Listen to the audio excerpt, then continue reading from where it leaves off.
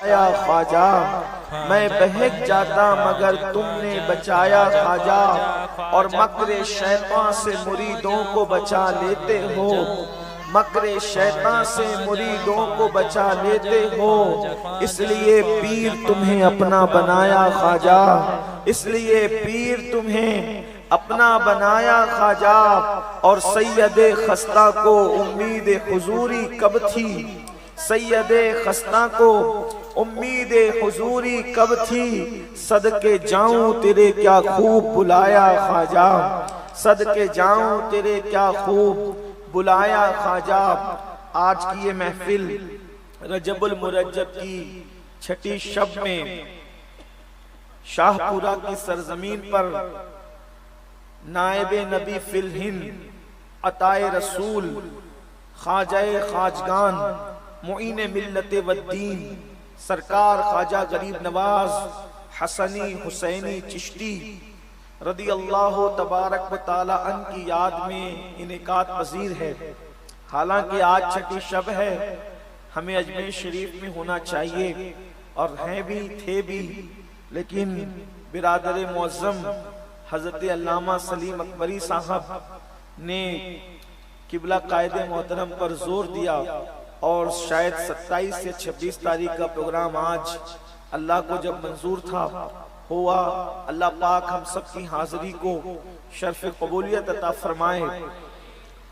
سرکار غریب نواز ہندوستان کی سرزمین کے بادشاہ ہے، یہ میں اور آپ نہیں کہتے، بلکہ ایک انگریز جب اس نے ہندوستان کی وزٹ کی، ہندوستان کا دورہ کیا، تو اس نے اپنی ڈائری میں اس بات کو لکھا اور برملا کہا کہ میں نے ایک فقیر کو اپنی قبر میں لیٹے ہوئے پورے ہندوستان پر حکومت کرتے دیکھا ہے۔ انگریز کو یہ بات سمجھ میں آئی، بعض مولویوں کو اب تک یہ بات سمجھ میں نہیں آتی، لیکن اس نے کہا کہ میں نے ایک فقیر کو اپنی قبر میں لیٹے ہوئے پورے ملک پر، بھارت پر حکومت کرتے دیکھا ہے، اور وہ فقیر لوگوں کی چوکھٹ کا فقیر نہیں ہے، وہ فقیر لوگوں کے دروازے کا فقیر نہیں ہے، بلکہ وہ فقیر محمد الرسول اللہ کا فقیر ہے۔ اس کی فاں میں فاقے کی جلوہ گری ہے، اس کی قاف میں قناعت کی رانائیاں ہیں، اس کی یا میں یاد الہی کے جلوے ہیں، اور اس کی راہ میں رب سے رشتہ محبت بے وصف ہے۔ لوگ فقیر سمجھتے ہیں مانگنے والے کو۔ فقیروں کی دو قسم ہوتی ہے، ایک مانگنے والا فقیر ہوتا ہے، وہ تو کوئی بھی بن جاتا ہے، لیکن جو فقیر محمد الرسول اللہ کا ہوتا ہے، پھر اس کے پاس اللہ اکبر فاقہ بھی ہوتا ہے، قناعت بھی ہوتی ہے، یاد الہی بھی ہوتی ہے، اور رب سے رشتہ محبت بھی ہوتا ہے۔ اس لیے تصوف میں جب فقیر کہا جاتا ہے تو ان چیزوں کا جب کوئی بندہ سنگم ہوتا ہے تب کہیں جا کر وہ فقیر کہلاتا ہے۔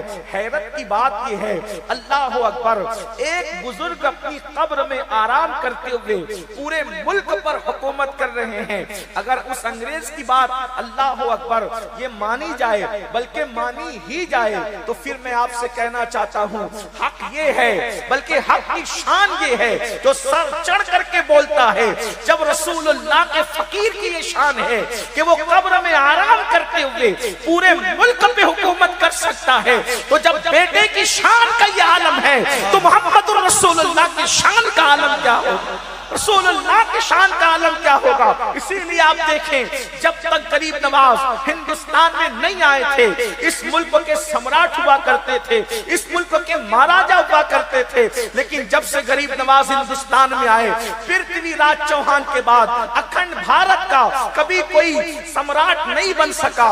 اس کی وجہ یہ ہے کہ پرتھوی راج گیا، اس کے بعد مسلمانوں کی حکومت تھی، کبھی غوری آیا، اللہ اکبر، کبھی غوریوں کی حکومت رہی، کبھی مغلوں کی حکومت رہی، کبھی جو ہے وہ عادل شاہی حکومت ایک علاقے میں رہی، حکومتیں الگ الگ رہی، لیکن جس وقت مغلوں کا آخری بادشاہ بہادر شاہ ظفر گیا، اس کے بعد پھر انگریز اس ہندوستان میں آ گئے، اور انگریز گئے تو ملک کا بٹوارا ہو گیا۔ لیکن آپ دیکھ رہے ہیں کہ غریب نواز کی آمد کے بعد پھر کوئی کلمے کا انکار کرنے والا بھارت کا سمراٹ کیوں نہیں بن سکا؟ اس کی وجہ یہ ہے کہ ایک ملک میں دو سمراٹ کبھی جمع نہیں ہوتے۔ محمد الرسول اللہ نے غریب نواز کو ہندوستان کا سمراٹ اور راجہ بنا کر کے بھیجا، اس لیے جب سے وہ آئے ہیں انہی کی حکومت چل رہی ہے اور ان کے غلام تخت پر بیٹھتے رہے۔ اور ہم لوگوں سے کہتے ہیں حکومت وقت یاد رکھے، یہاں تو کل دوسرا رہے گا، زمین ہندوستان کا راجہ ہمارا خواجہ سدا رہے۔ ہندوستان کے ایک ہی راجہ، ہندوستان کے ایک ہی راجہ۔ کیا غریب نواز کی حکومت چل رہی ہے۔ میں نے جس آیہ کریمہ کی تلاوت کی ہے، اللہ پاک قرآن مقدس میں ارشاد فرماتا ہے، قل، اے محبوب آپ فرما دیں۔ جب بھی ہم لوگ قل کہتے ہیں، ہمارے یہاں قل کی بڑی اہمیت ہے۔ ابھی سب کو انتظار ہے کل غریب نواز کا قل ہوگا۔ یہ قل کیا ہے؟ بلکہ اسی قل میں کل ہے۔ راجستھان میں بات کر رہا ہوں، ایک ہوتا ہے قل کاف سے، ہے نا، قل، اور ایک ہوتا ہے کل چھوٹی کاف سے۔ تو اس قل میں کل ہے، یعنی سب کچھ ہے۔ اب یہ قل کیا چیز ہے؟ تو قل اتنی محبت کی چیز ہے، پورے قرآن میں جگہ جگہ قل، اور جہاں ہے قل اس کا مطلب ہوتا ہے محبوب آپ فرما دیں۔ کیا مطلب ہوا؟ محبوب آپ فرما دیں۔ یہاں ایک بات کہوں عقیدے کی، توجہ فرمائیں۔ اگر کسی کا یہ ذہن ہے کہ ہم رسول اللہ کی طرح ہیں یا رسول اللہ ہماری طرح ہیں، تو ہم ان سے کہتے ہیں کہ اللہ نے جو باتیں محبوب سے کہی ہے قل کہہ کر، تو کیا کبھی آپ سے بھی کہی؟ اور جو بات محبوب کہہ دیں، جو بات محبوب کہہ دیں، آپ کہیں تو کبھی کفر ہو جائے اور آپ کہیں تو کبھی گمراہی ہو جائے۔ کوئی کہہ دے یا کون کہہ سکتا ہے؟ یہ سب اہل ایمان ہیں، سادات علماء ہیں۔ کوئی کہہ سکتا ہے جو حضور نے کہی؟ کیا کہی حضور نے؟ اور خود نہیں کہی، اللہ نے فرمایا قل آپ فرما دیں۔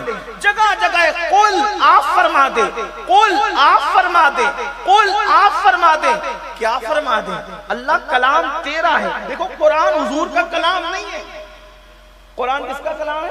اللہ کا کلام ہے۔ اللہ کلام تیرا ہے، تو فرما۔ تو محبوب سے کہتا ہے آپ فرما، کلام تیرا، اور تو کہتا ہے آپ فرما، آپ فرمائیں، آپ فرمائیں۔ اس کی وجہ بتاؤں؟ اس کو یہاں رکھیے، ملانے کے لیے، سمجھانے کے لیے۔ آپ کو آپ کے بچے سے پیار ہوتا ہے، ٹھیک؟ بچہ آپ کو توتلی زبان میں کہتا ہے ابو، تو آپ کہتے ہیں کیا؟ وہ کہتے ہیں ابو، آپ کہتے ہیں کیا؟ وہ کہتے ہیں ابو۔ یہ بار بار کیوں آپ اس سے بلوا رہے ہیں؟ کیوں بلوا رہے ہیں؟ کیوں؟ اس لیے کہ اس کی بولی آپ کو پسند ہے، اس کی بولی آپ کے من کو بھاتی ہے، آپ کو اچھی لگتی ہے، اس لیے آپ کہتے ہیں کیا؟ مطلب میں بار بار بولتا رہے، بار بار بولتا رہے، بار بار بولتا رہے، بلا تمثیل، بلا تمثیل، بلا تمثیل۔ اللہ کی کوئی اولاد نہیں ہے۔ اللہ نے اپنی پوری کائنات میں اگر سب سے زیادہ کسی کو چاہا ہے، اور بلکہ اگر کسی کو چاہا ہے، اور اگر صرف کسی کو چاہا ہے، تو وہ کوئی اور نہیں ہے، وہ آمنہ کا لال ہے، وہ عبداللہ کا جگر پارا ہے۔ ہم جس کا کلمہ پڑھتے ہیں وہی محمد الرسول اللہ ہے۔ اللہ سب سے زیادہ جن کو چاہتا ہے۔ میں کہتا ہوں کوئی ایک ایسا کام تو بتاؤ جو اللہ نے محبوب کے لیے نہ کیا ہو۔ کائنات بنائی محبوب کے لیے، زمین بنایا محبوب کے لیے، آسمان بنایا محبوب کے لیے، ستاروں کی انجمن سجائی محبوب کے لیے، زمین بنائی، زمین کا سبزہ بنایا محبوب کے لیے، گرتے ہوئے آبشار محبوب کے لیے، بلکاتی ہوئی ندیاں محبوب کے لیے، سمندر کی طغیانی محبوب کے لیے، شفق کا جمال محبوب کے لیے، افق کی سرخیاں محبوب کے لیے، یہ نورانی چہرے محبوب کے لیے، یہ زبانیں محبوب کے لیے، جسم میں جان محبوب کے لیے۔ بلکہ میرے امام تو یہاں تک کہتے ہیں زمین و زمان تمہارے لیے، مکین و مکان تمہارے لیے، چنین و چنا تمہارے لیے، بنے دو جہاں تمہارے لیے۔ دہن میں زبان، دہن میں زبان، دہن میں زبان، دہن میں زبان، بدن میں ہے جان،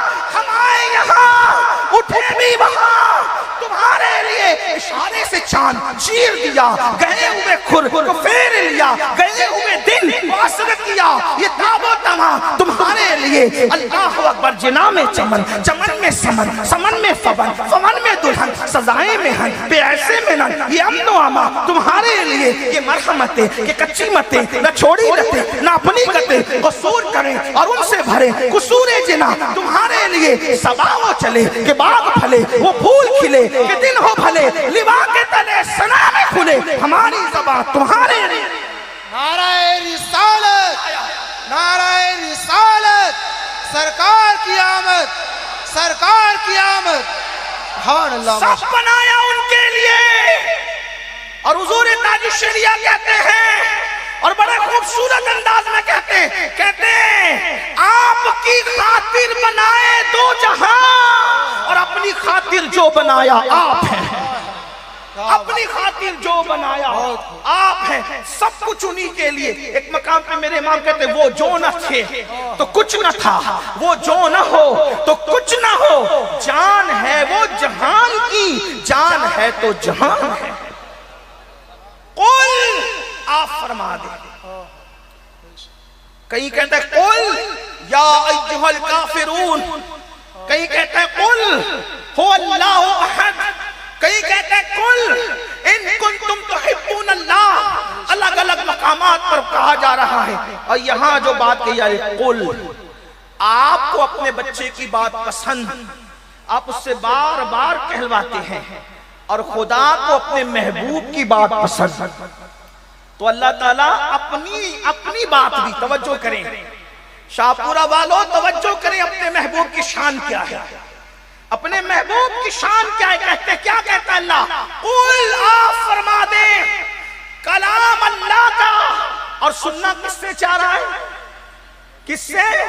ہائے ہائے، جب داؤد کی آواز نکلتی ہے تو اڑتے ہوئے پرندے رک جاتے ہیں، پرندوں کو اشتیاق ہے آواز داؤد کے لیے، اور محبوب کی آواز کی کیا شان ہے کہ اللہ اپنا کلام بھی اپنے محبوب کی زبان سے سننا چاہتا ہے۔ اسی کو استاد زمن کہتے ہیں، قل کہہ کے اپنی بات بھی لب سے تیرے سنی، قل کہہ کے اپنی بات بھی لب سے تیرے سنی۔ اللہ کو ہے اتنی تیری گفتگو پسند، اللہ کو ہے اتنی تیری گفتگو پسند۔ اب فرمایا جا رہا ہے قل، فرمایا کیا کہیں؟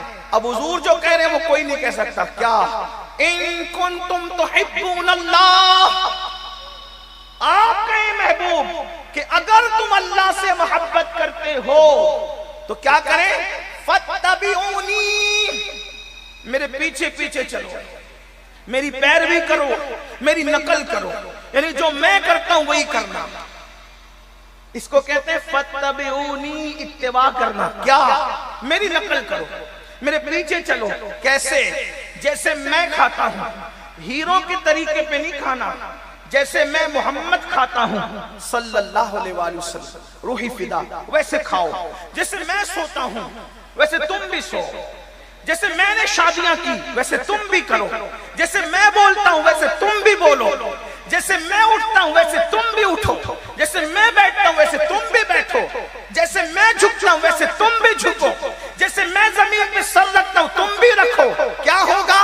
تو کہا میرے جھکنے کی طرح جھکو گے، اوروں کی طرح جھکو گے تو جھکنا کہلائے گا، میری طرح جھکو گے تو رکوع بن جائے گا۔ اوروں کی طرح سر زمین پہ رکھو گے تو ماتھا زمین پہ ٹیکنا اور رگڑنا ہوگا، لیکن میری اتباع میں پیشانی کو زمین پہ رکھو گے تو وہ سجدہ ہو جائے گا، اور اس میں ملے گا کیا؟ جب تو زمین پہ پیشانی کو رکھے گا میری اتباع میں، میری پیروی میں، میری نقل میں، تو اللہ اور تیرے درمیان جتنے پردے وہ سب اٹھا دیے جائیں گے اور تجھے اللہ کا قرب نصیب ہو جائے گا۔ فاتبعونی، ہر معاملے میں اتباع کرو، پھر کیا ملے گا؟ تو اللہ فرماتا ہے محبوب کہے یحببکم اللہ، محبوب کی نقل کرنے پر، اتباع کرنے پر تم بھی محبوب بن جاؤ گے۔ محبوب بننے کا کتنا آسان نسخہ۔ میرے بھائی سید صاحب کہہ رہے تھے غریب نواز محبوب بنے، میں نے کہا سب کو محبوب بننے کا طریقہ دیا گیا ہے، سبحان اللہ، اور آسان کتنا ہے۔ फत्तबिऊनी, बस इत्तिबा करो उनकी। गरीब नवाज ने इत्तिबा की। अभी मैं आगे अर्ज करूंगा, वक्त रहा तो इसलिए कि बारिश आ रही थी। मैंने मौलाना सलीम साहब से कहा थोड़ी देर में बात करूं, सैयद साहब कर लें, कायदे मोहतरम को बुला लें, इसलिए कि मौसम बयान और प्रोग्राम की मुवाफिकत में और हिमायत में नहीं लगता। मैं कभी नहीं कहता हूं कि मौसम खराब है, इसलिए कि मौसम दूसरों के खराब होते हैं, हमारा यहाँ मौसम खराब नहीं होता। अल्लाह गर्मी दे वो भी अच्छा, अल्लाह सर्दी दे वो भी अच्छी, अल्लाह बरसात दे वो भी अच्छा। और हमारे यहाँ बारिश आती है तो बारिश की बड़ी बरकत है। मेरे आका फरमाते हैं जितने कतरे टपकते हैं, हर कतरे को फरिश्ता अपने हाथ में लेके उतरता है, तो जितने कतरे उतरते उतने फरिश्ते उतरते हैं। इसीलिए हमारे बुजुर्गों ने फरमाया जब किसी काम के शुरू या इख्तिताम पर या उसके दरमियान बारिश हो जाए, समझ लो कि वो काम अल्लाह ने कबूल फरमा लिया। शाहपुरा वालों अपनी महफिल कबूल हो गई, गरीब नवाज सरकार की महफिल कबूल हो गई है। इंशाअल्लाह हमारी निजात है, इसकी बरकत से इंशाअल्लाह निजात है। तो अर्ज ये कर रहा था फत्तबिऊनी, मेरे महबूब की इत्तिबा करो, होगा क्या युहिब्बुकुमुल्लाह, तो अल्लाह तुम्हें अपना महबूब बना लेगा। अल्लाह जब तू हमें महबूब बना लेगा, हम तो गुनाह कर चुके, अब तेरे हबीब की पैरवी करने निकले और तू महबूब बना लेगा। हम तो जराइम कर चुके और तेरे महबूब की पैरवी करने निकले, फिर तू कहता है महबूब बना लेगा। इधर तू महबूब बनाएगा और उधर लोग कहेंगे कि ऐसा था वैसा था ये था वो था। अल्लाह फरमा रहा है तू घबराता क्यों है, मेरे महबूब की पैरवी तो कर। युहिब्बुकुमुल्लाह, मैं तुझे अपना महबूब बना लूंगा। और जिसको महबूब बना देते हैं फिर उसको गुनहगार नहीं रखते, फिर उसको मुजरिम नहीं रखते, फिर उसको खताकार नहीं रखते, फिर उसको पापी नहीं रखते, फिर क्या करते, वयगफिर लकुम ज़ुनूबकुम वल्लाहु गफूरुर रहीम। जिसको महबूब बना लेते हैं उसके गुनाहों को माफ भी कर देते हैं और उसकी मगफिरत भी फरमा देते हैं, और अल्लाह बख्शने वाला मेहरबान है। अब पता चला, महबूब बनने का तरीका पता चल गया। हुजूर की इत्तिबा करते रहो, हुजूर की पैरवी करते रहो, हुजूर के पीछे चलते रहो तो तुम भी महबूब बन जाओगे। लेकिन हाँ ये बात याद रखना, हर महबूब यकसा नहीं होता, हर महबूब का मर्तबा बराबर बराबर नहीं होता। महबूब अलग अलग है, महबूब सुबहानी का मकाम अलग है, महबूब इलाही का मकाम अलग है, अल्लाह अकबर, महबूब यज़दानी का मकाम अलग है, अल्लाह अल्लाह। लेकिन आए अब महबूब बनने का तरीका उसी महबूब से सुनते हैं, उसी महबूब से पता करते हैं जो अल्लाह का महबूब था और जिसकी पेशानी पर नूर के कलम से लिखा गया था हाज़ा हबीबुल्लाह माता फी हब्बिल्लाह, ये अल्लाह का महबूब है और अल्लाह की मोहब्बत में दुनिया से गया है। उन्होंने महबूब बनने का तरीका क्या बताया, बड़ी माजरत के साथ हम यहूदियों के तरीके पर चलेंगे महबूब नहीं बनेंगे, हम मुशरिकीन के तरीके पर चलेंगे महबूब नहीं बनेंगे, हम अल्लाह अकबर जुओं के अड्डों पर जाएंगे महबूब नहीं बनेंगे, मस्जिदों को वीरान करेंगे महबूब नहीं बनेंगे, शराब के अड्डों पर जाएंगे महबूब नहीं बनेंगे। आपसे पूछना चाहता हूँ, वक्त का राय पतोरा आज भी आंखें दिखा रहा है लेकिन उसको सजा क्यों नहीं मिलती? वजह एक है कि हम महबूब नहीं बन पा रहे हैं। जो कौम हजाम की कुर्सी पर बैठकर चेहरों से दाढ़ियां मुड़ाकर गटरों में फिकवाए वो अल्लाह की महबूब कैसे बन सकती है? जो सूद के हराम धंधे करके अपने पेट में जहन्नम की आग डाले वो कौम महबूब कैसे बन सकती है? जो कौम रात के 3-3 बजे तक ज़िना के मनाज़िर फिल्मों के अंदर देखे वो कौम महबूब कैसे बन सकती है? एक मर्तबा मैं सोचने लग गया, बैठ करके सोचा या अल्लाह, जिस मजहब ने औरत के चेहरे को देखना हराम करार दिया पाप की नजर से, औरत के चेहरे को, तवज्जो करें, जो मजहब औरत के चेहरे को देखने से मना करता है, ये अल्लाह अगर औरत का चेहरा देखे पाप की नजर से तो क्या मिलेगा? तो अल्लाह ने महबूब से कहलवाया, अल्लाह के रसूल ने फरमाया मैं अपनी कौम के जवानों की तवज्जो चाहता हूँ, लोगों से नफरत करते करते अब अपने आप से भी तो नफरत न करो, लोगों से दूरियां इख्तियार करते करते अपने जिस्म कबीर पर भी तो जुल्म न करो। आप गौर तो करें, मुझे मालूम है आपके इल्म में नहीं होगा इसलिए ये जुर्म कर रहे होंगे लोग, लेकिन जिनको पता चल जाए जरा तवज्जो से सुनना, जरा गौर से सुनना, दिल के कानों से सुनना। मैं कोई मुकर्रिर खतीब नहीं, ये मेरे दिल की आवाज है, ये मेरे दिल का दर्द है जो मेरी कौम के जवानों के दिल के दरवाजे पे उंडेलना चाहता हूँ। जरा तवज्जो तो करें, जिस मजहब में ये कहा गया जिसने औरत के चेहरे को देखा, जो औरत के चेहरे को तकता دیکھتا رہا، اللہ رب العزت قیامت کے دن اس کی آنکھ کے اندر جہنم کی آگ کی سلاخیں داخل فرمائے گا، اس کی آنکھوں میں جہنم کی آگ کی سلاخیں ہوگی، اور جہنم کی آگ کی سلاخ کیا ہے جانتے ہیں؟ اس دنیا سے 70 درجہ زیادہ تیز اور ترار جہنم کی آگ ہے۔ مجھے بتاؤ، اللہ اکبر، میرے آقا صلی اللہ علیہ وسلم کے دیوانوں، اے مصطفیٰ جان رحمت کے غلاموں، اللہ اکبر، اگر دنیا کی آگ پر ہم تیل گرم کریں اور وہ گرم گرم تیل ہماری آنکھ میں چلا جائے تو آنکھ کا کیا بنے گا؟ ہماری آنکھیں کتنی نازک ہے، ہماری آنکھیں کتنی نازک ہے۔ اگر ماں پیاس کاٹ رہی ہو، بہن پیاس کاٹ رہی ہو، بیٹی پیاس کاٹ رہی ہو، اور اس پیاس کے ننھے ننھے ذرات جو نظر بھی نہیں آتے، جو دکھتے بھی نہیں، اگر وہ ننھے ذرات ہماری آنکھوں کے اندر چلے جائیں تو آنکھیں رو پڑتی ہے، آنکھیں لال ہو جاتی ہے، آنکھوں کے اندر تنکا چلا جائے، آنکھ اس کو برداشت نہیں کر پاتی، اپنے ہی پلک کا بال اپنی آنکھ میں ٹوٹ کر چلا جائے، آنکھ برداشت نہیں کر پاتی۔ لیکن ذرا غور کرنا، ایک بار میں سوچ رہا تھا اور بہت غور کر رہا تھا، جس مذہب میں عورت کا چہرہ دیکھنے والے کو یہ سزا دی جائے گی، آج جو چاہے کر لو، دولت کے نشے میں جتنے چاہے جرائم کر لو، جوانی کے نشے میں جتنے چاہے پاپ کر لو، اللہ نے زندگی دی ہے، اللہ نے مہلت دی ہے، جو چاہے جیسے چاہے کر لو، مگر سن لو، اللہ کے حبیب غیب دا نبی صلی اللہ علیہ وآلہ وسلم فرماتے ہیں، جس نے عورت کا چہرہ، پاپ کی نظر سے نامحرم عورت کا چہرہ، اجنبی عورت کا چہرہ دیکھا، اس کی آنکھوں میں آگ کی سلاخیں، جہنم کی آگ کی سلاخیں ڈالی جائے گی، جہنم کی آگ اس کی آنکھوں میں بھری جائے گی۔ اب آپ سے پوچھتا ہوں، جب اجنبی عورت کا چہرہ دیکھنے پر یہ سزا ہے تو جو لوگ فلم کے اندر اجنبی عورت کو زنا کرتے ہوئے دیکھ رہے ہیں، اجنبی عورت کو، ہیروئن کو ننگی دیکھ رہے ہیں،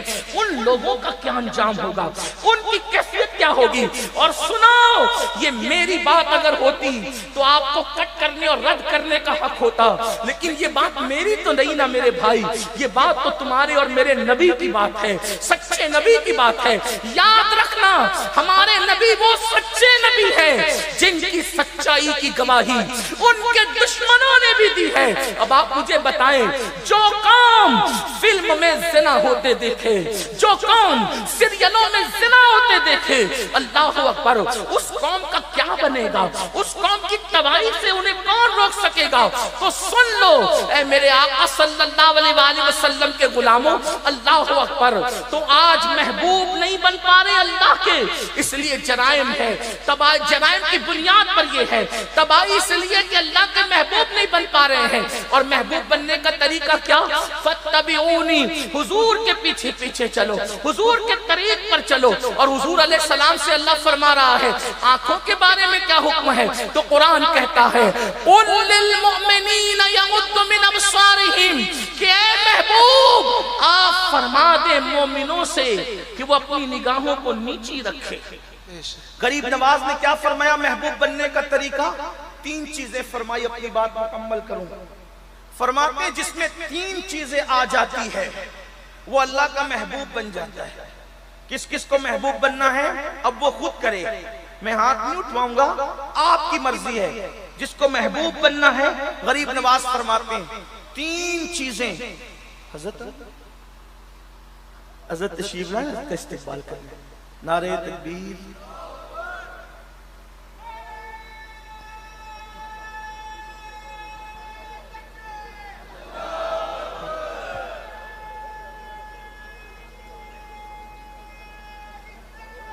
یا رسول اللہ،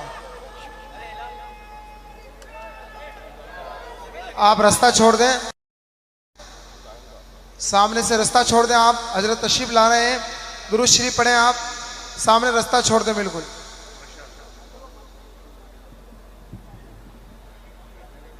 یہ رستہ چھوڑ دیں، آپ درود شریف پڑھتے رہیں۔ ماشاءاللہ، ایک نورانی چہرہ ہمارے سامنے آ رہا ہے، زیارت کرتے رہیں، درود شریف پڑھتے رہیں۔ آپ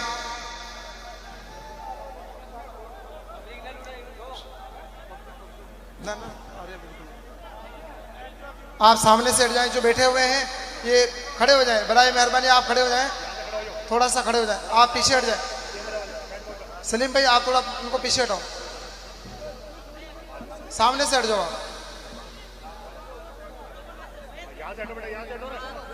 ارے ہٹو میں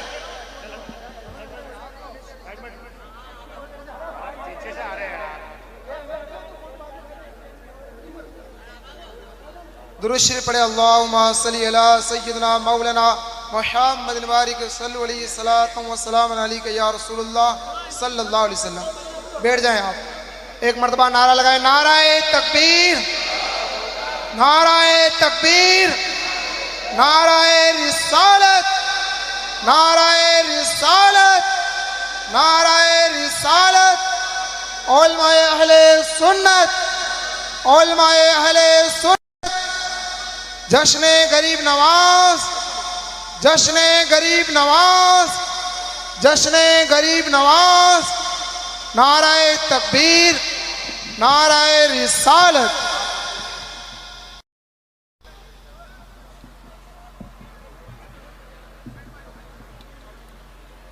ایک بار سب مل کر درود شریف پڑھ لیں. اللہم صلی علی سیدنا و مولانا محمد معدن الجود والکرم و آلہ و صحبہ وبارک وسلم صلاۃ و سلام علیک یا رسول اللہ صلی اللہ تعالی علیہ وسلم.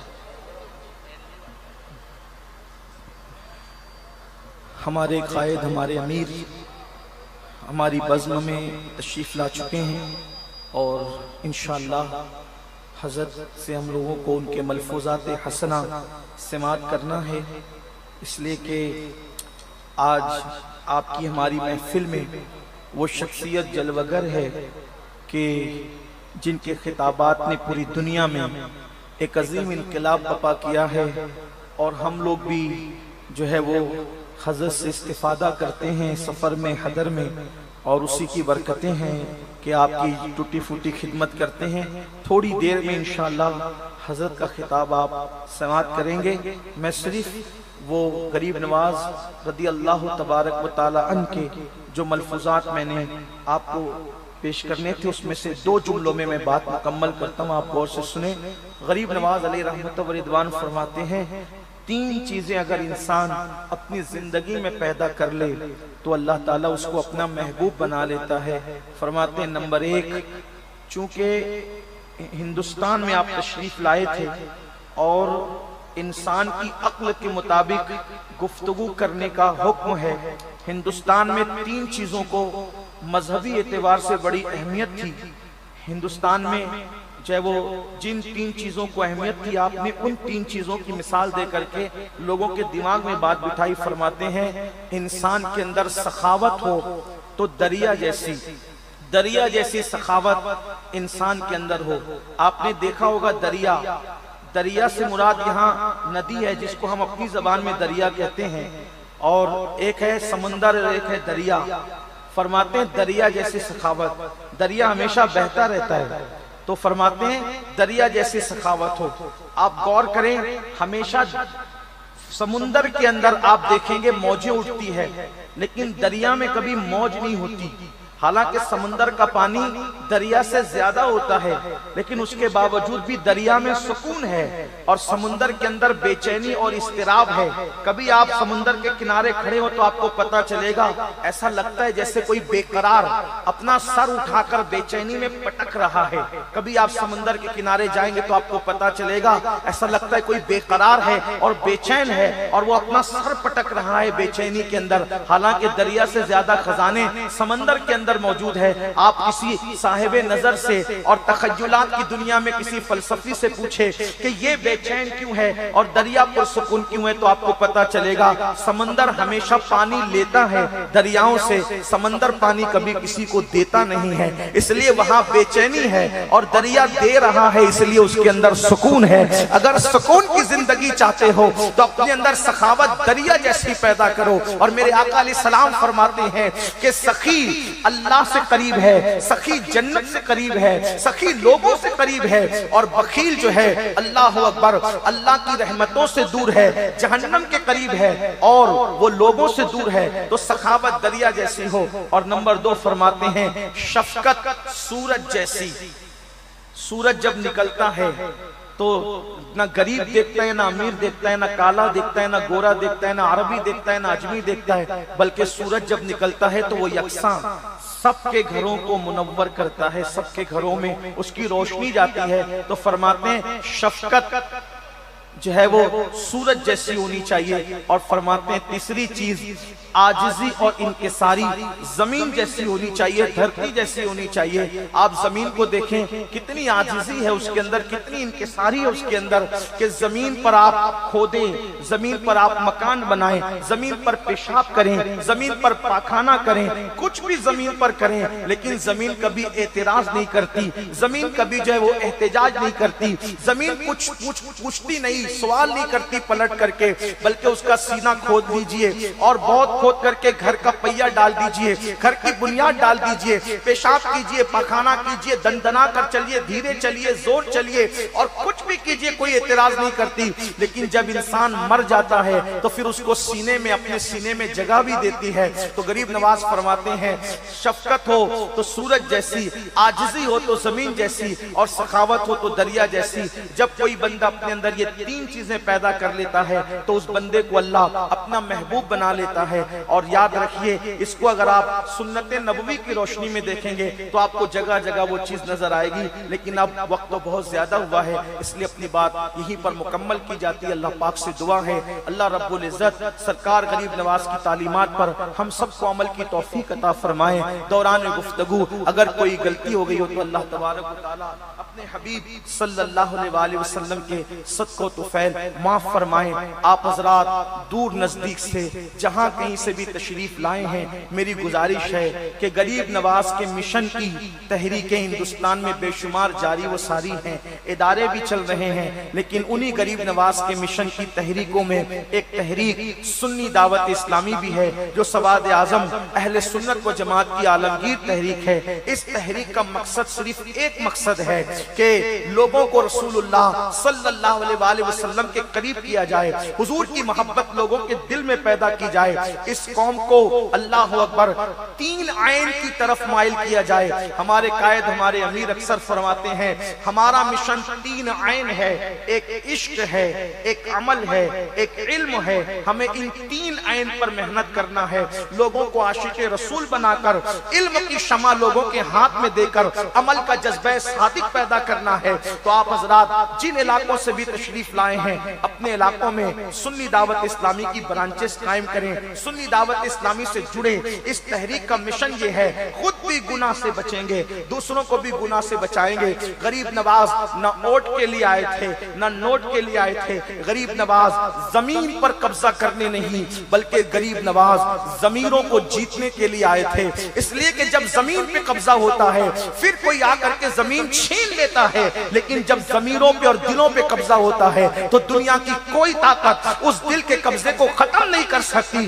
غریب نواز فاتح زمین اور فاتح ممالک کا نام نہیں بلکہ غریب نواز فاتح قلوب و اذہان کا نام ہے۔ آج بھی ہندوستان والوں کے قلب و نظر پر، ذہن و فکر پر اگر کوئی حکومت کر رہا ہے تو اس کا نام معین الدین سرکار غریب نواز ہے، جن کے لیے سرکار نظمی یوں خراج عقیدت پیش کرتے ہیں خواجہ جی دل میں میرے کیا گل کھلایا آپ نے، خواجہ جی دل میں میرے۔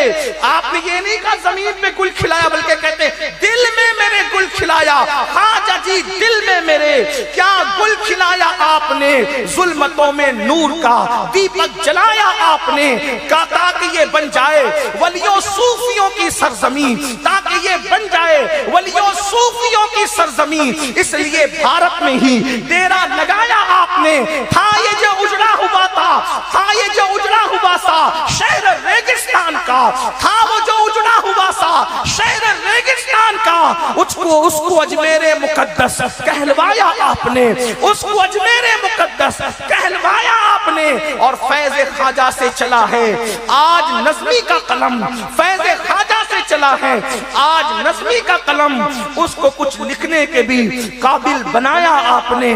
آئیے سرکار غریب نواز سے بھیک مانگے کہ وہ جو مشن کے لیے ہندوستان تشریف لائے تھے، اللہ ہم سب کو سچے دل سے اسی مشن کا سچا دائی بنا دے، اور نائب نبی فی الہند سرکار غریب نواز کے فیوز و برکات سے اللہ پاک ہم سب کو مالا مال فرمائے۔ جس سرکار نظمی کا میں نے کلام اختتام میں پیش کیا، انہی کے چہیتے خلیفہ اور انہی کے بڑے چہیتے عظیم خلفاء میں سے ایک شخصیت جن کو سرکار نظمی اپنا بھائی کہہ کر کے پکارتے تھے، اسی شخصیت کو اب میں آپ کے حوالے کرتا ہوں اور آپ کو ان کے حوالے کرتا ہوں، اور حضرت کی بارگاہ میں ادب اور احترام کے ساتھ گزارش کی جاتی ہے کہ حضور والا ہم سب کو سرکار غریب نواز کی محبتوں کا جام بھر بھر کر کے پلائیں اور ہمارے قلوب و اذہان کی فکری تطہیر فرمائیں۔ آئیے استقبال کریں۔